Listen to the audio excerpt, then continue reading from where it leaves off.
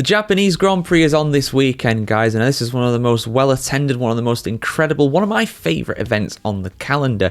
And that very much does go along with the fans as well. They absolutely love Formula One. This is an event that has been well-attended ever since it went to Suzuka, and probably even back in the days of Fuji, back in the 1970s when we had a few races there. Now, with that in mind, surprisingly, there's not been that many Japanese Formula One drivers. There's only about 20 or so in total, which surprised me, to be honest, and there's not been that many that have been successful in the sport either.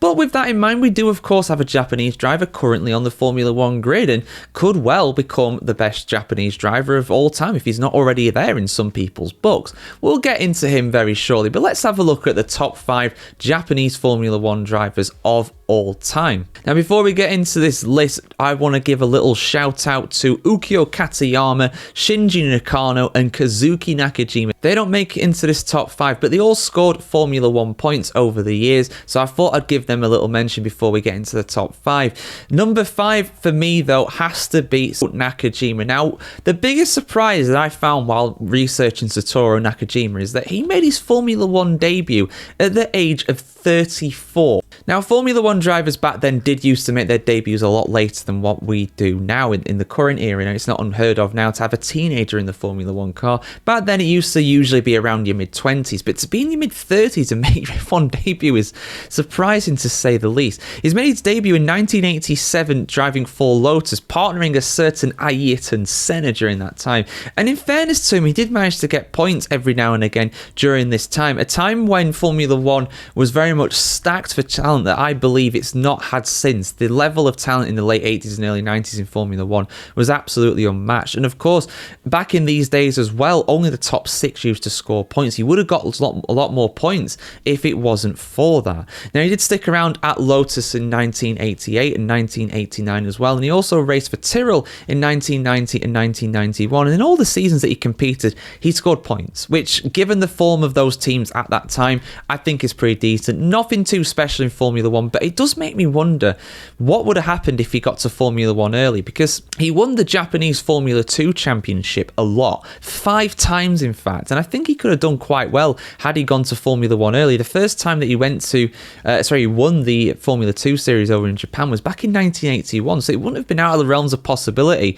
for him to make a debut in 82. And then he's in his late 20s, so it's a different story then at that point. Ifs and buts do not make a good driver, so I'm going purely on his Formula One performances and I'm putting him in number 5 because of that. Number 4 on the list is Aguri Suzuki, one of the 3 Japanese drivers to stand on the podium in Formula One history.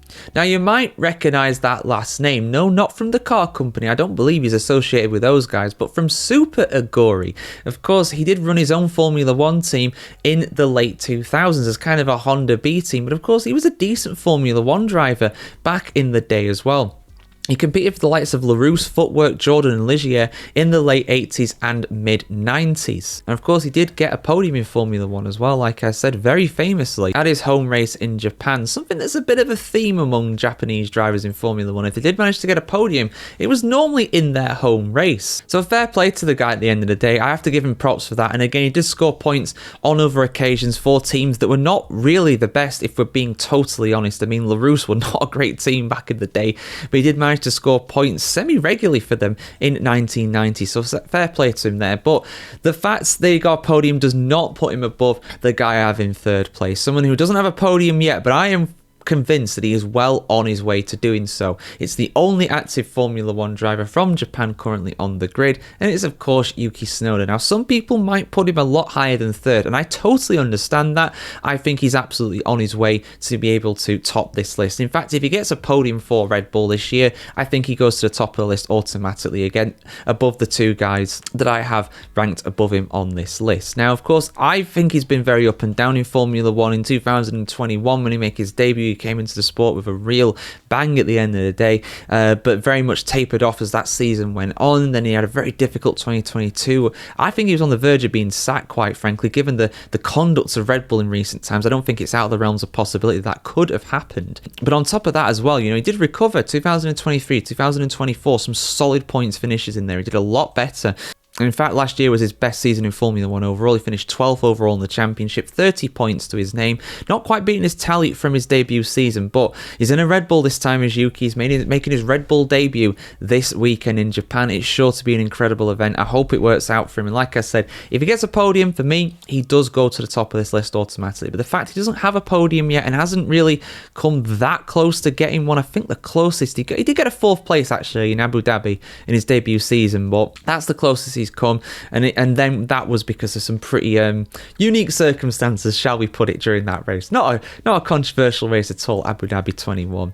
But second overall on my list, someone who, to my knowledge, I think he's still racing actually. Incredibly, almost at the age of 50, Takuma Sata. What a driver Takuma was back in the day. Only one podium to his name, like I said. I think that podium did come at the United States Grand Prix in 03, I want to say, or was it 04? Testing my Formula 1 memory now on this one. It was 2004. There we go. I got it second time around. He was very much outscored by his teammate Jenson Button, but Button, of course, we know is an incredible driver. He made his debut for Jordan back in 2002, but later moved on to BAR Honda. He did score points pretty regularly during that time for the team. Very much a driver that had a reputation for crashing. Not totally unwarranted, but I really liked Takuma. He did stick around, of course, for Super Aguri. That name comes up again in 2006, all the way to 2008 when the team unfortunately folded. But yeah, since then he's had an incredible career in IndyCar. He did win the Indy 500. When was it? 22, 21, something like that. The guy was well over 40 years of age. No, 2020. There we go.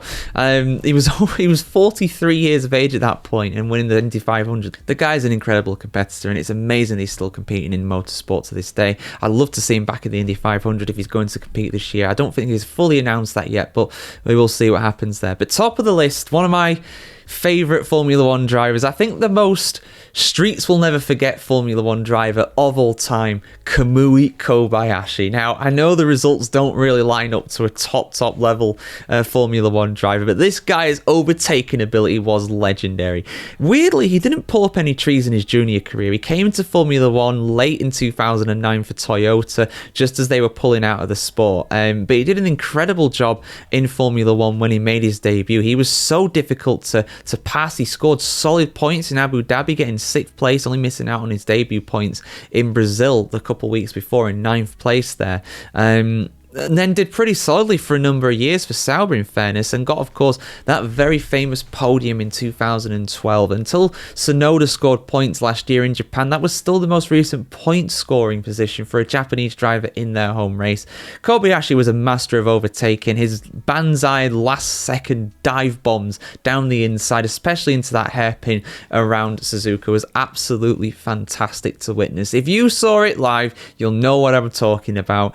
At the end of the day, not the best driver by any means, but someone who really left an impact on you.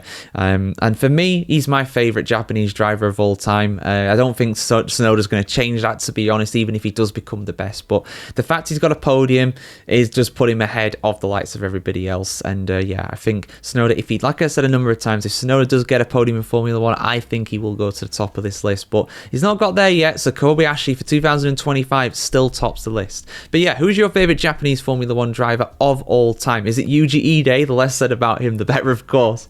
Let us know in the comments below, guys. Have a fantastic weekend ahead with a great Japanese Grand Prix as well this weekend in Suzuka, and we'll see you very soon for content just like this. Like, share, comment, subscribe if you want to support the channel. Appreciate all that. See you soon.